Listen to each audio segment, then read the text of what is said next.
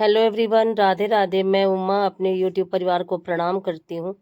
स्वागत है आप सभी का मेरे यूट्यूब चैनल उमा की दुनिया में।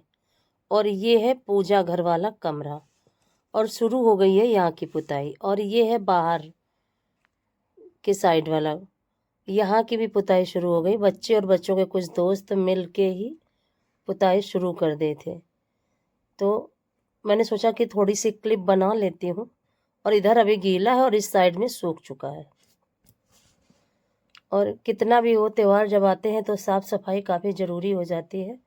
और मैं बच्चों के लिए बना रही थी चाय बनाई और उसके बाद देखिए कढ़ाई लेने के लिए आ गई, उतने में चाय उबल के बाहर गिर गई। और कढ़ाई को नाली में अभी पहले साफ़ करूँगी, क्योंकि जंग बहुत ज़्यादा लग जाती है जब काफ़ी समय के लिए कोई लोहे की चीज़ रखी रहती है। तो उससे पहले मैंने सोचा कि आंगन को साफ़ कर देती हूँ। हालांकि जब कपड़े धुले थे तब मैंने यहाँ की सफाई करी थी, लेकिन कुछ पैर जैसे बन गए थे निकलते निकलते बच्चों के, तो एक बार फिर से यहाँ की सफाई कर देती हूँ। क्योंकि भोग लगेगा माता महालक्ष्मी को, गणेश जी को, कुबेर जी को, धन्वंतरी भगवान को। और ये वीडियो है धनतेरस वाले दिन का। तो मेरे छोटे से यूट्यूब परिवार को धनतेरस, छोटी दीपावली यानी कि नरक चतुर्दशी और दीपावली पर्व की हार्दिक शुभकामनाएं। माता महालक्ष्मी, गणेश जी, कुबेर जी, धन्वंतरी जी, विष्णु भगवान, भोलेनाथ, सभी देवी देवताओं की कृपा मेरे यूट्यूब परिवार पर सदा ही बनी रहे, यही प्रभु से प्रार्थना करती हूँ। सभी को प्रभु निरोगी रखें, क्योंकि सबसे बड़ा धन होता है निरोगी काया। और देखिए कढ़ाई मैंने साफ कर ली थी। और कल मैं आप सभी को धनतेरस की शुभकामना देना भूल गई थी, तो आज मैंने सोचा कि सबसे पहले ही दे देती हूँ। और देखिए ये मैंने ईंट का चूल्हा बना के रख लिया है।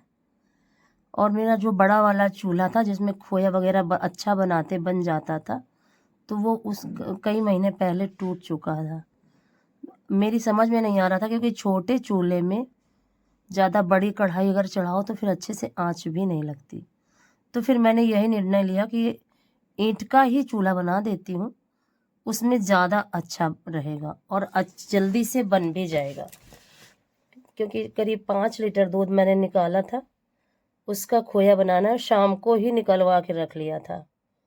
और कुछ टेढ़ा ईंटें कुछ ऊंची नीची थी, तो ये देखिए दीपावली की जो पहले वाली दियाली थी वही मैं इसमें टेक के लिए लगा देती हूँ। और कढ़ाई मैंने चढ़ा दी, तो कढ़ाई काफ़ी गर्म हो गई थी। तो कहते हैं कि गर्म छन्न से ना बोले दूध अगर डालो, तो इसलिए मैंने थोड़ा सा पहले डाल दिया पानी और ये देखिए चढ़ा दिया दूध। तो खोया बनाती जाऊंगी। और सुबह मैंने नाश्ते में भकोसे बनाए थे, बच्चों ने खा लिए, मैंने भी खा लिए थे।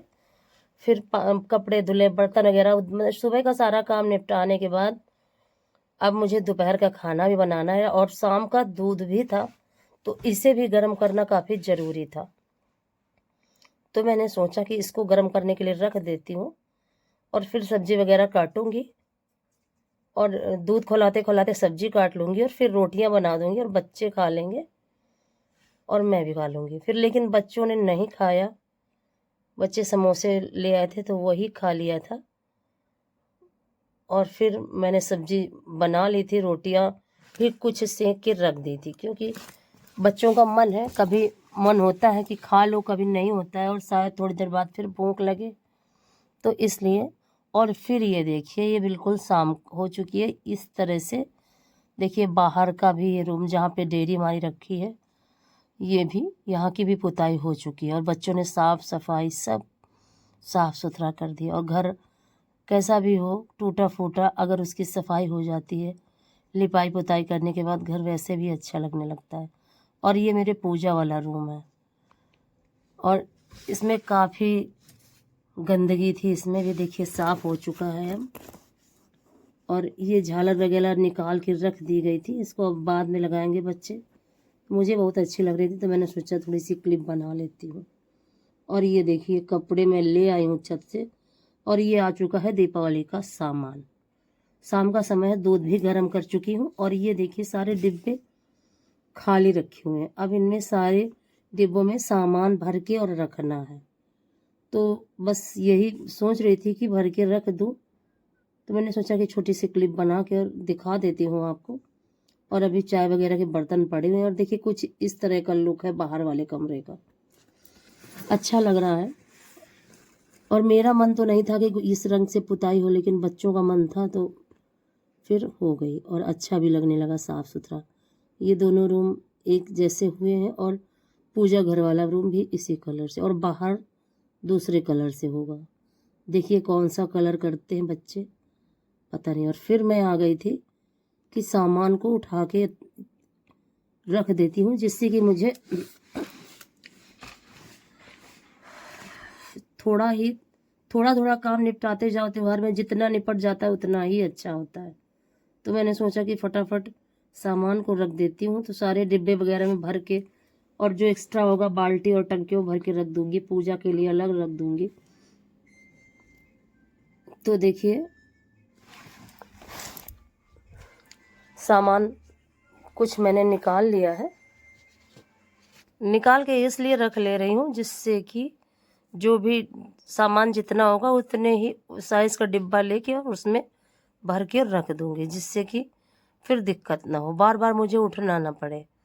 और ये भोग के लिए सामान अलग कर रख दूंगी और रहेगा डिब्बों में ही। और देखिए कुछ इस तरह से सारा सामान फैल गया था। और मोमबत्ती वगैरह के डिब्बे थे, इनको अलग रखूंगी। चाय पत्ती शक्कर वो अलग होगा, और जो पूजा का सामान होगा वो अलग होगा। और इस तरह से भर के रख लूँगी, जिससे कि चींटी वगैरह भी बहुत जल्दी से लग जाती हैं इन चीज़ों में। और जब चींटियाँ चढ़ जाती हैं किसी भी चीज़ में तो फिर बहुत ज़्यादा मुश्किल हो जाती है उनको निकालना। और चींटी और चूहे इन्होंने तो बिल्कुल से जीना मुश्किल कर रखा है। क्या बताऊँ, कोई उपाय नहीं है कि जिससे कि इनको भगाया जा सके। और सामान रखती जा रही थी तभी बच्चे आ गए बीच में, काम उनका ख़त्म हो चुका था बच्चों का।